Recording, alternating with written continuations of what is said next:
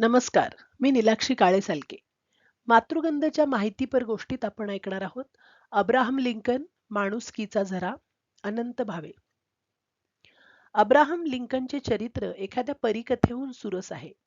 एक सामान्य दरिद्री शेतकऱ्याचा मुलगा अमेरिकेचा राष्ट्राध्यक्ष कसा झाला याची कहाणी मनोरंजक तशीच उद्बोधक आहे. खुद्द अब्राहम लिंकनने आपल्या या असामान्य यशाचे श्रेय आपल्या आईला बहाल केले आहे. आणि गमतीची गोष्ट अशी की लिंकनच्या आयुष्याला वळण लावणारी ही त्याची आई म्हणजे त्याची सावत्र आई. लिंकनची सख्खी आई तो 8-10 वर्षांचा असतानाच वारली. त्याच्या वडिलांचा थॉमस लिंकनचा सुतारकीचा धंदा होता.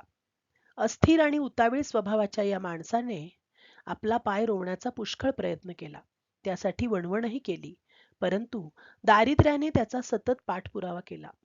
अब्राहम लवकर मोठा होऊन आपल्याला मदत करील असे वाटत होते, पण त्याला तर पुस्तके वाचण्याचा छंद लागला होता. नित्याच्या भ्रमंतीमुळे अब्राहम लिंकन शालेय शिक्षणाच्या संस्कारांना बहुतांशी पारखा झाला होता. शिवाय त्याच्या वडिलांना शिक्षणाविषयी हे तर नावडच नव्हे तर तिटकारा होता. आई वारल्यामुळे शिक्षणाची उरली सुरली आशा नष्ट झाली होती. अब्राहम, त्याची बहीण सारा आणि त्यांचे वडील एक लहानशा खोपटात राहत होते. घरकामाची सारी जबाबदारी सारा लिंकनवर पडली होती. ती चिमुरडी आपल्या नादिष्ट भावाच्या मदतीने ती जबाबदारी पार पाडण्याचा प्रयत्न करत होती आणि मेटाकुटीला येत होती. कामाचा कितीही कंटाळा आला तरी ते करावंच लागे. त्यातून जणू कधीच सुटका नव्हती. मात्र एके दिवशी अचानक आलेल्या पाहुणीने त्यांची घरकामातून सुटका केली. परगावी काही कामानिमित्त गेलेला थॉमस लिंकन परत येताना एक बायको आणि तिची 3 मुले बरोबर घेऊन आला. सारा व अब्राहम या नव्या सुंदर आईला पाहून बावरून गेले, पण तिच्या मनमोकळ्या स्वभावामुळे थोड्याच वेळात ती त्यांना आवडू लागली. तिच्या मुलांशी तर त्यांची गट्टी जमली. सारा व अब्राहम त्यांची आबाळ तिने होऊ दिली नाही. या पोरक्या पोरांना पोटच्या पोरांइतकीच माया तिने लावली. तिच्या रूपाने त्यांच्या अंधाऱ्या जीवनात जणू प्रकाशाचे आगमन झाले. अब्राहम लिंकनच्या शिक्षणाचा खेळखंडोबा झालेला पाहून तिला वाईट वाटले. अब्राहमला शाळेत घालण्याचा निर्धार तिने प्रकट केला. त्यापूर्वी आल्या दिवशीच येताना बरोबर आणलेल्या सामानातील एक पेटी उघडून त्यातील पुस्तके तिने अब्राहमच्या स्वाधीन केली होती.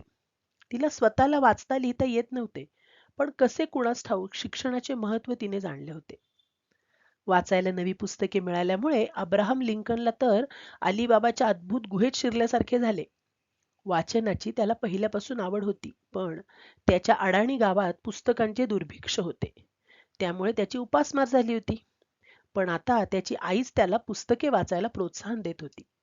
त्यामुळे त्याचे शिक्षण जोमाने सुरू झाले. मूळच्याच तल्लख बुद्धिमत्तेला व्यासंगाचे खतपाणी मिळाले. येथून पुढे अब्राहम लिंकन कोठे थांबलाच नाही. त्याच्यावर संकटे आली नाहीत असे नाही, पण त्यांच्यावर त्याने हिमतीने मात केली. कुरूप आणि ओबडधोबड दिसणाऱ्या या माणसाच्या सचोटीचा, कर्तबगारीचा, विशाल अंतःकरणाचा प्रत्यय त्याच्या सानिध्यात येणाऱ्या लहान थोरांना पदोपदी येत गेला. 1861 मध्ये अब्राहम लिंकन अमेरिकेचा 16वा राष्ट्राध्यक्ष म्हणूनही निवडून आला. निवडणुकीचा निकाल लागल्यावर लिंकनला सर्वप्रथम कोणाचे स्मरण झाले असेल तर ते त्याच्या सावत्र आईचे. आपल्या म्हाताऱ्या सावत्र आईला तो आवर्जून भेटायला गेला.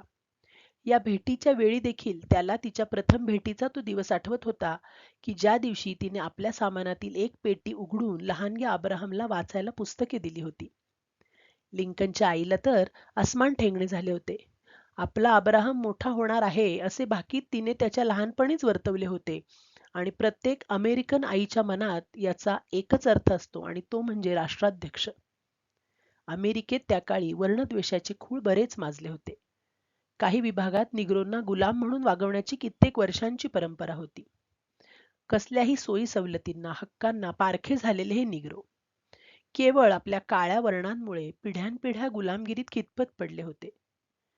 माणुसकीला काळीमा फासणाऱ्या या मानवनिर्मित परिस्थितीशी अब्राहम लिंकनने आमरण लढा दिला.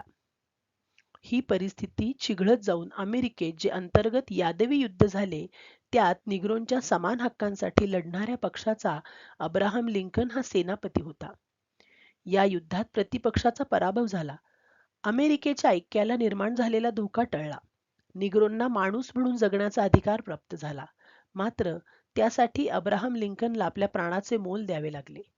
अब्राहम लिंकन गेला, पण त्याने माणुसकीची पताका फडकत ठेवली. धन्यवाद.